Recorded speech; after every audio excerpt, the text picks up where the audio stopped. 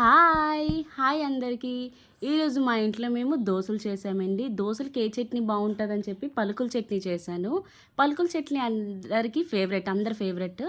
Obviously పలుకులు fry చేసినప్పుడే మనమైతే సగం సగం తినేస్తాం కూడా పలుకులు.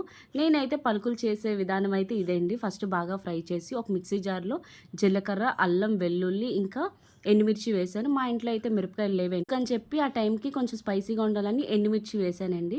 తర్వాత ఆ పల్లీలు వచ్చేసరికి బాగా ఫ్రై అయిన తర్వాత నేను స్టవ్ ఆఫ్ చేసి ఆ పల్లీలు వచ్చేసరికి తొక్కంతా తీసి ఈ మిక్సీ జార్లో వేసాను. దాంట్లోనే చింతపండు, కొంచెం తగినంత ఉప్పు కూడా వేసాను.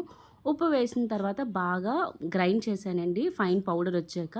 ఎప్పుడైతే ఫైన్ పౌడర్ వచ్చిందో దాంట్లో కొంచెం వాటర్ యాడ్ చేసి కొంచెం వాటరీగా చేసిన తర్వాత దీంట్లోకి కొంచెం పోపు వేస్తే చాలా బాగుంటుందండి. అందుకని చెప్పి కొంచెం ఆయిల్, ఒక 4 వెల్లుల్లి వేసి తర్వాత దాంట్లోని జీలకర్ర ఇంకా పోపుకు తగినంత సామాన్లన్నీ వేసి కొంచెం బాగా ఫ్రై అయిన తర్వాత దాంట్లోని చట్నీ కూడా వేసానండి.